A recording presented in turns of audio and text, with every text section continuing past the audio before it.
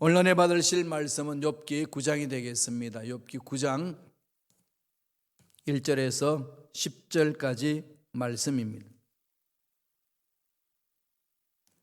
욥기 9장 1절로 10절까지의 말씀 다 같이 봉독하시겠습니다. 욥이 대답하여 이르되 진실로 내가 이 일이 그런 줄을 알거니와 인생이 어찌 하나님 앞에 의로우랴. 사람이 하나님께 변론하기를 좋아할지라도 천마디에 한마디도 대답하지 못하리라. 그런 마음이 지혜로우시고 힘이 강하시나니 그를 거슬려 스스로 완악하게 행하고도 형통할 자가 누구이랴.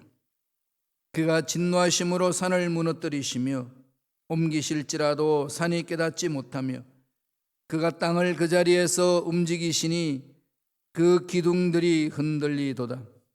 그가 해를 명령하여 뜨지 못하게 하시며 별들을 가두시도다. 그가 홀로 하늘을 펴시며 바다 물결을 밟으시며 북두성과 삼성과 묘성과 남방의 밀실을 만드셨으니 청량할 수 없는 큰 일을 셀 수 없는 귀한 일을 행하시느니라. 아멘. 이 말씀으로 빌닷에 대한 욥의 변론이라는 제목으로 연의 말씀을 나누겠습니다. 처음에는 엘리바스가 욥에 고난당한 것들을 설명한다고 신학적으로 막 이야기를 했을 때 욥이 변론을 했습니다. 두 번째로는 이 빌닷이라는 친구가 와가지고 욥에게 네가 잘못했으니까 이런 게 있지 않겠냐, 원인이 있으나 결과가 있는 거고 문제가 많다.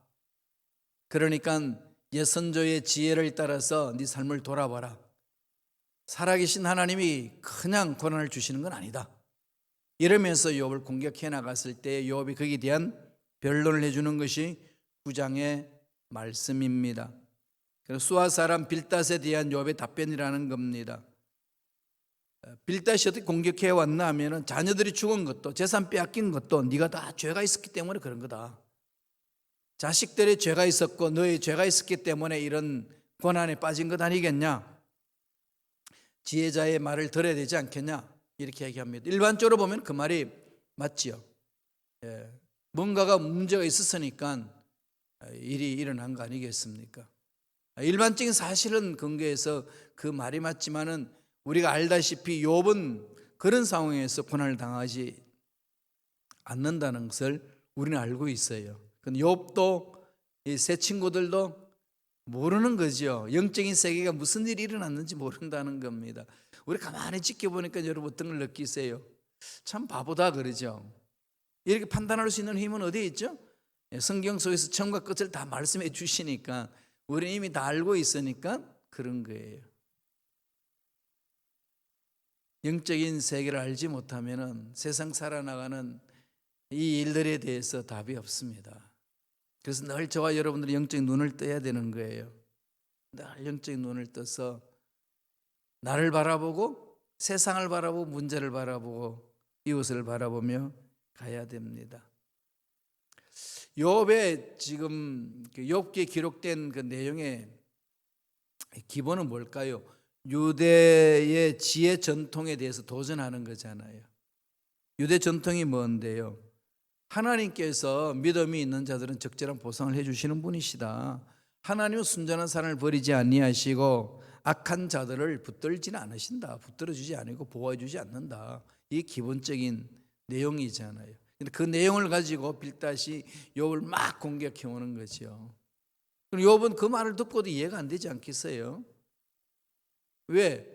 그러한 근거에 의해서 자신을 보면은 철저하게 회개하고 하나님 뜻대로 살겠다 몸부림쳤던 삶이거든요. 그러니까 그 말을 가지고 자기 자신을 비춰봤을 때는 이해가 안 되는 겁니다. 그래서 하나님이 욥기 9장을 통해서 하나님 주신 메시지는 뭘까요? 인간이 알 수 없는 거죠. 그냥 작은 인간의 머리로 그냥 다울 찾겠다 몸부림치면 안 되는 거잖아요. 그러지 말라는 거죠. 그럼 뭐 하라는 거예요? 결론적으로 말하면 하나님 품에 안기라는 거죠. 하나님이 하실 일이 있습니다. 하나님 가르쳐 주옵소서. 이거잖아요. 지금 코로나19로 이 팬데믹 현상 속에서 너무 힘들고 어렵잖아요. 그죠? 언제 끝날는지도 모르고, 또 백신이 개발됐다고 그러는데 언제 맞을는지도 모르고, 또 백신을 맞아서 면역성이 생겼나 했는데 또 다른 바이러스가 와가지고 공격한다면 어떡할 것인가. 이런 게 앞날에 일어날 문제를 앞당겨서 생각하면 한이 없는 거죠. 답이 있어요? 없잖아요. 그럼 어떻게 해야 될까요? 우리를 창조하시고 우주 만물을 창조하시고 행복하게 살기를 원하시는 하나님 품으로 안기는 거죠. 하나님이 하실 일이 있습니다. 여기 늘 집중해야 되는 거죠. 근데 이 얘기 모르나요? 알죠? 하도 많이 들어서 알잖아요. 하나님 품에 안겨 살아야 된다는 것, 말씀대로 살아야 되는 것 다 아는데 못하죠. 왜 못할까요? 우리 너무 세상 길들여져 있기 때문에 그래요.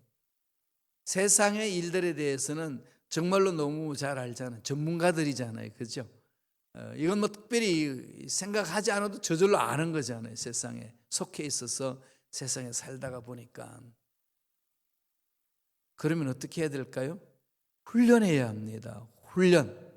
새벽 일찍 일어나서 말씀 읽고 시작하는 훈련, 말씀 읽는 훈련, 말씀을 암송하는 훈련, 그 다음에 성경을 손으로 옮겨 적는 훈련 써보세요. 그러면요, 그 말씀이 구구절절 가슴에 새겨집니다. 우리 교회에서 지금 구약 성경 필사 운동을 일으키잖아요. 여러분 동참하세요. 써보세요. 다릅니다. 말씀이 살아있는 걸 체험할 수 있어요. 이번 기회에 꼭 동참하셔서 은혜 받기를 바랍니다. 말씀 안에 들어가서 나를 훈련시켜야 되는 거죠. 빌닷이 막 공격해 오니까 그 공격함에 대해서 이 욥도 확신이 없어지지 않겠습니까? 욥이 뭐 완벽하겠어요? 그러니까 욥이 빌닷이 하는 말에 대해서 변론은 어떻게 이야기합니까? 첫째로 하나님의 정의는 인간의 힘으로 판단할 수 없다는 거죠. 어떻게 인간의 능력, 인간의 힘, 인간의 경험으로 하나님이 행하시는 정의를 가지고 얘기할 수 있냐는 겁니다. 이해할 수 있느냐는 거예요. 왜 그런가 하면은 빌닷이 그렇게 공격해 왔거든요. 그 공격해 내용을 먼저 한번 보고 갈까요? 8장 3절 보세요. 욥기 8장 3절 보면은 하나님이 어찌 정의를 굽게 하시겠으며 전능하신 이가 어찌 공의를 굽게 하시겠는가? 빌닷에게 있어서 하나님은 정의의 집행자, 이런 도식을 가지고 있습니다. 정의를 행하시는 분인데 어떻게 정의를 행하시는 분이 너에게 그냥 권한을 주시겠냐? 그 말은 네가 불의 속에 있기 때문에 그런 거 아니겠냐? 이렇게 공격해 옵니다. 이런 건 빌닷만 그런 것이 아니라 엘리바스도 그랬습니다. 4장 17절에 보면 그 말을 하거든요. 욥기 4장 17절에 사람이 어찌 하나님보다 의롭겠느냐? 사람이 어찌 그 창조하신 이보다 깨끗하겠느냐? 너 의롭고 깨끗한 삶을 살았다고 이야기를 하는데 네가 아무리 의롭고 깨끗하게 살았단다 할지라도 하나님보다 깨끗하겠냐? 말도 안 되는 거지 않냐? 그러기 이 말 가만히 듣고 보니까 억장이 무너지는 거잖아요. 하나님이 특별히 그에게 이때까지 삶을 사는 데서 책망하시지도 않고 사는 것에 대해서 인정해 주시고 용납하시는 것을 신앙생활하면서 체험을 하고 있거든요. 또 천상에서 일어나는 사건들 보니까 하나님이 사탄에게 자신이 있었잖아요. 욥을 자랑했지 않습니까? 이만한 의인이 어디 있냐? 이 모든 것들을 신앙생활하면서 욥이 특별히 책망받은 것 없이 하고 있는데 느닷없이 친구들이 와가지고 그냥 공격하는 거죠. 네가 의롭지 않아서 그런 거고 잘못해서 그런 거고 죄악이 있어서 그런 거다. 여기에 대해서 욥 입을 엽니다. 볼까요? 오늘 말씀 욥기 9장 2절입니다. 다 같이 읽어볼까요? 진실로 내가 이 일이 그런 줄을 알거니와 인생이 어찌 하나님 앞에 의로우랴? 당연하지. 당연하지. 그렇게 주장할 수 있는 거야. 어떻게 죄인이 인간 앞에 의롭다고 이야기할 수 있겠냐. 아무리 우리가 순진하고 정의롭고 정직하게 산다 한다 할지라도 하나님 앞에 나와서 내가 어렵습니다라고 주장할 수 있는 사람이 없다는 겁니다. 없는 거지요. 욥도 다 알고 있잖아요. 내가 그걸 지금 말하는 게 아니지 않느냐. 내가 하나님보다 의롭다고 그랬냐. 응? 이 고난 속에서 너무 괴로워서 지금 탄식하면서 하나님 앞에 내 속을 내보내고 있는데 내가 하나님보다 의롭다고 이야기한 적이 있냐. 어떻게 그런 말을 하냐. 그거 아니겠어요. 사도 바울도 로마서에서 그랬죠. 의인은 한 명도 없다고. 성경에서 그렇지 않습니까? 성서의 정언은 모든 인간은 죄인이다. 그런 거죠. 지혜도 부족하고 연약하고 오류와 죄가 많다. 그러니 의롭다고 말할 수 있는 자가 누가 있겠습니까? 오늘날 예수를 잘 믿어 성자의 반열에 들어갔다 한다 할지라도 그 사람 속에 죄를 지을 수 있는 연약성이 없나요? 아니에요. 사도 바울이 뭐라고 그랬습니까? 정말로 내가 왜 이런지 모르겠다는 거죠. 오호라 나는 공고한 사람이라도 누가 이 죄악의 몸에서 나를 건져내라 탄식하잖아요. 그게 인간의 실존이에요. 하나님의 자녀라도 거룩함을 입었다 할지라도 죄성이 있는 거예요. 그럼 어떻게 한 거죠? 죄성을 이겨내는 거지요.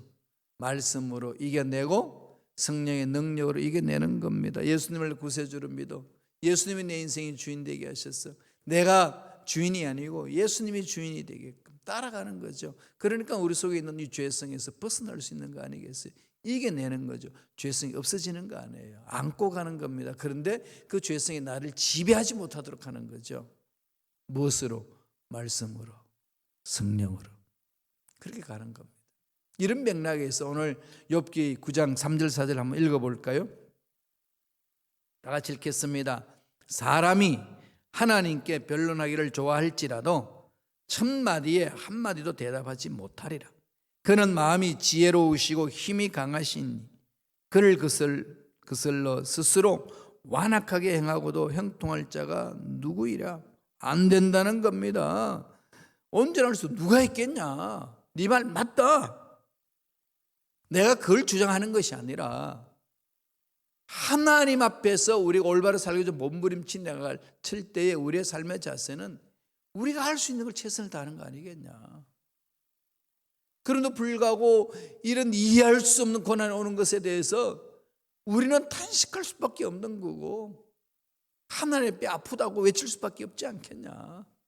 어떻게 하나님의 그 정의를 연약한 인간이 다 이해할 수 있겠냐. 하나님 하실 일이 있는데 그런 거죠. 그래서 15절에 결론 내려줍니다. 보실까요? 가령 내가 의로울지라도 대답하지 못하겠고 나를 심판하실 그에게 간구할 뿐이며 그러죠. 그럼 내가 하나님 앞에 죄 짓지 않고 올바로 살겠다 몸부림치며 살아도 참 내가 무슨 할 말이 있겠냐. 내가 오직 할 수 있는 거는 하나님 앞에 나와서 부르짖는 것밖에 없다. 그러죠? 네, 저와 여러분들이 해야 될 일은 그겁니다. 하나님 앞에 나와서 부르짖을 수밖에 없는 거 아니겠어요? 간구하는 거죠. 주여 긍휼하게 해주시고 위로해 주시고 이 고난에서 벗어날 수 있는 은혜를 허락해 주시고 하나님이 나를 향하여서 행하실 일이 무엇인지 깨닫게 하시고 그 은혜 속에 잠겨서 이 어려운 상황을 극복해가는 주의 자녀되게 역사해달라고 간구할 뿐이다 그러는 거죠. 10절 보세요. 그러면서 결론 내려줍니다. 다 같이 읽겠습니다. 청량할 수 없는 큰 일을 셀 수 없는 귀한 일을 행하시느니라. 부르짖으면은 우리가 알지 못하는 크고 비밀한 것을 하나님이 보여주신다고 하셨잖아요. 예, 다 이해 못해요. 그냥 이해 안 된다고 몸부림치지 마시고요. 하나님 앞에 내려놓으세요. 하나님 앞에 속을 다 털어놓으세요. 그리고 하나님 하실 일이 있습니다. 믿고 순종하는 거죠. 간구할 뿐이에요. 하나님 이 문제 하나님이 맡아주실 줄로 믿습니다. 우리가 태어나는 것도 우리 마음대로 하는 것이 아니고 죽는 것도 우리 마음대로 하는 게 아닙니다. 세상 살면서 일어나는 모든 환경들, 모든 것이 우리 힘으로 다 갖고 갈 수 있나요? 아니지 않습니까? 이런 이해할 수 없는 상황 속에서 우리들 할 수 있는 것은 하나님의 전능하심을 믿고 부르짖는 거죠. 그냥 좁은 소견으로 자기 나름대로의 좁은 견해로 다 답이 있는 것처럼 말을 해서는 안 된다는 거예요. 인간이 다 이해할 수 없습니다. 그러니까 믿음으로 가는 거죠. 주여 지혜를 주셔서 분별하며 살게 하여 달라고 부르짖는 겁니다. 두 번째 욥은 어떻게 답변을 하죠? 하나님과 인간 사이에 질적인 차이가 크다는 거죠. 하나님이시고 인간은 피조물이라는 거죠. 하나님 영원토록 존재하시는 분이고 인간은 아무리 형상대로 하나님 형상대로 지음을 받아도 하나님 같이 될 수가 없는 거지요. 질적 차이가 있습니다. 그런데 오늘날 인간들은 다 할 수 있다고 생각하고 덤벼들잖아요. 그죠? 하나님 자리까지 찬탈하려고 합니다. 꼭 사탄이 행했던 짓을 지금 교만한 인간들이 하고 있습니다. 그렇게 달려왔는데 지구촌이 어떻게 됐습니까? 늘 말씀드리지만 이 지구촌은 지금 코로나19로 이 팬데믹 현상에 빠져 있습니다. 전염병이 대유행 속에 있잖아요. 이런 재난 누가 만들었나요? 인간이 만든 거죠. 왜 그렇게 됐을까요? 이 지구촌에 인간답게 멋지게 행복하게 잘 살아보자 이 생각으로 자기 나름대로의 이 하나님이 창조한 세계를 개발하고 인간이 행복하게 살아갈 수 있도록 발전시켜 나가고 과학 문명을 혁명적으로 일으키고 그렇게 온 것 아니겠습니까? 그 결과예요. 과학 문명이 그렇게 발달하지 않고 했을 때에 인간이 이 자연을 지배한 퍼센티지는 14%였다고 그래요. 하나님이 창조한 지구촌의 자연을 지배할 수 있는 땅, 이 퍼센티지는 14%. 현대 국가는 얼마나 했을까요? 77%. 어마어마한 거죠. 자연 속에 숨어 있던, 자연 속에 동물들과 함께 살았던 바이러스, 동물은 면역성이 있었으니까 함께 살아도 아무 문제가 없었던 바이러스, 자기가 살 수 있어서 공생하며 살았던 바이러스들이 이젠 자연 속에 살 수가 없어요. 왜? 77%가 인간이 파고 들어왔으니까.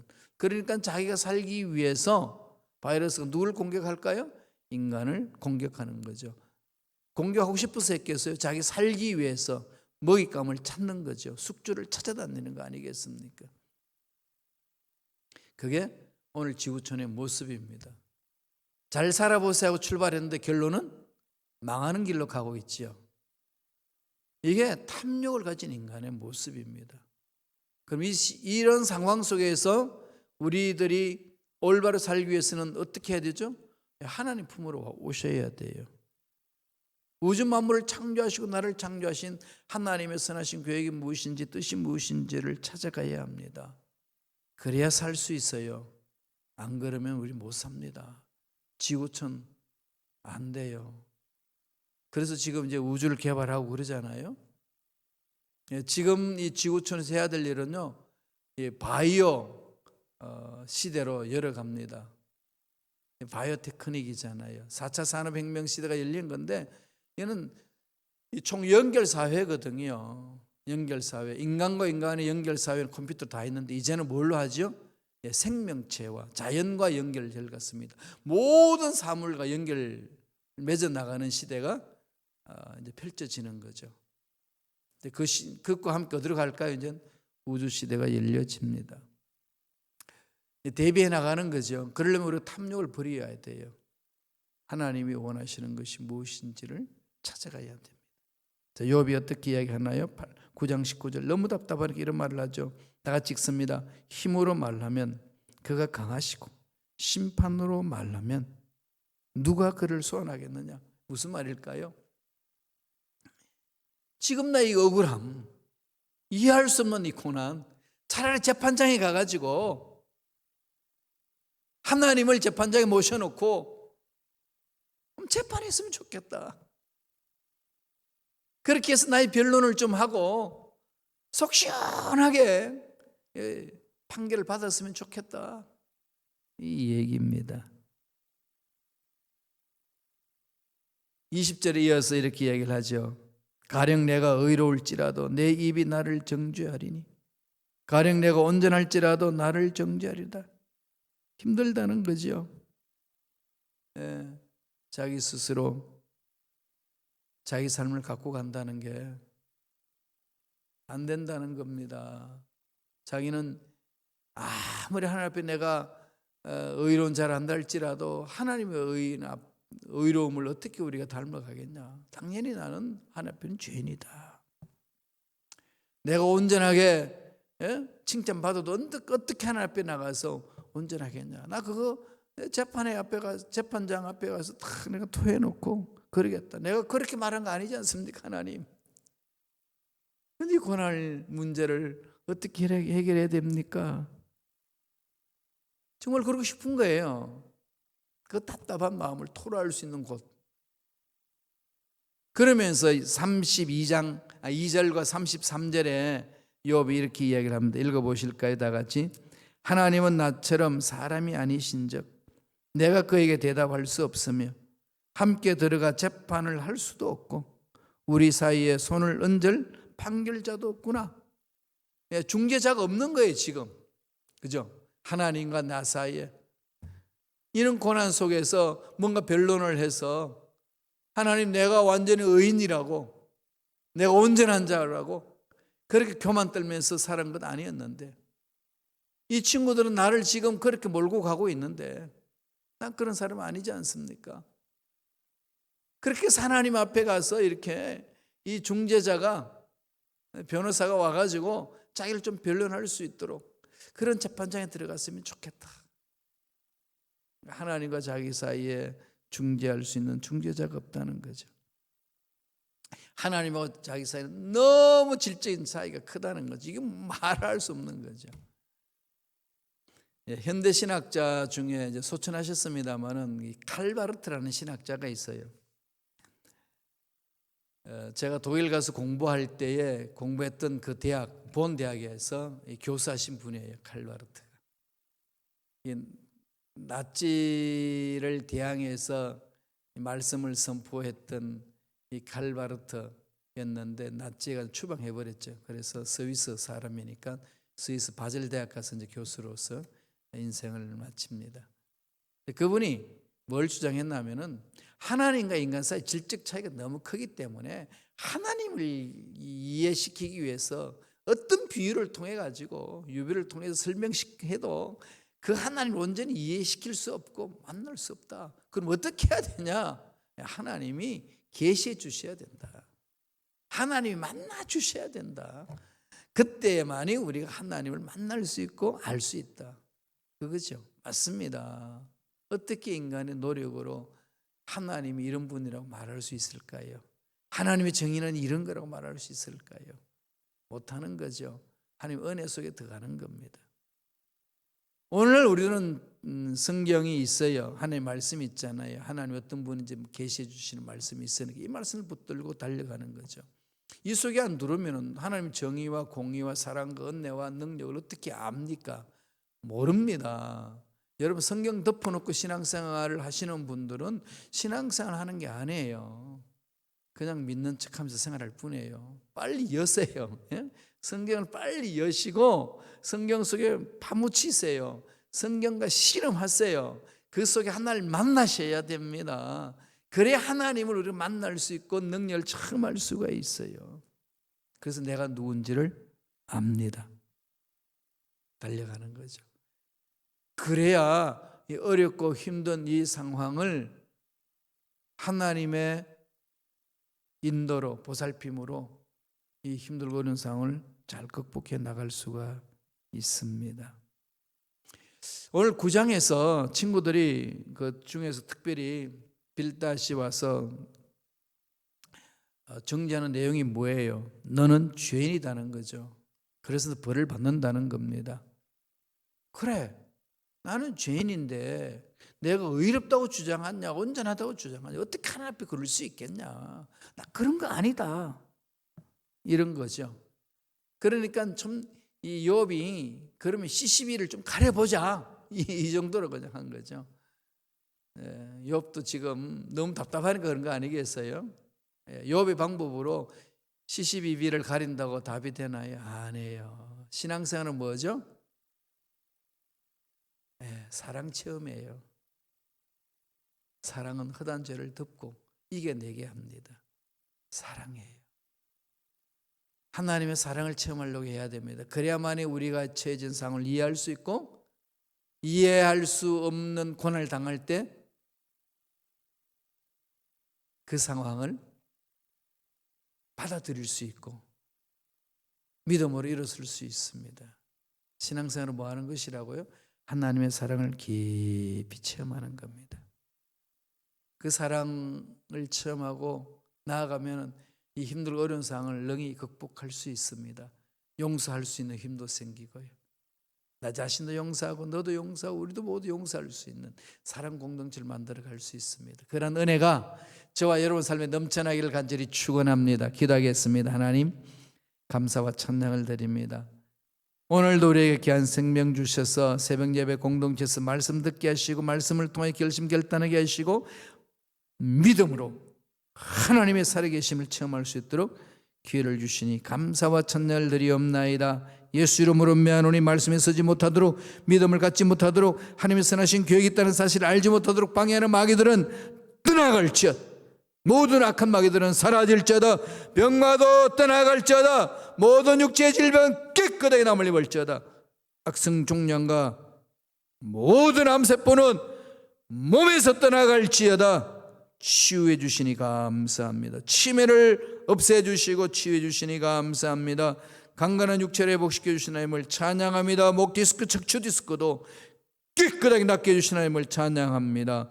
홀로 영광받아 주옵소서. 은혜 감사의 예물 드립니다. 예물 드린 성길 기억하여 주시고 소원 이루어 주시고 앞날에 예배하신 놀라운 복이 넘쳐나게 축복하여 주시옵소서. 감사하고 예수님 이름으로 축복하며 기도드리옵나이다.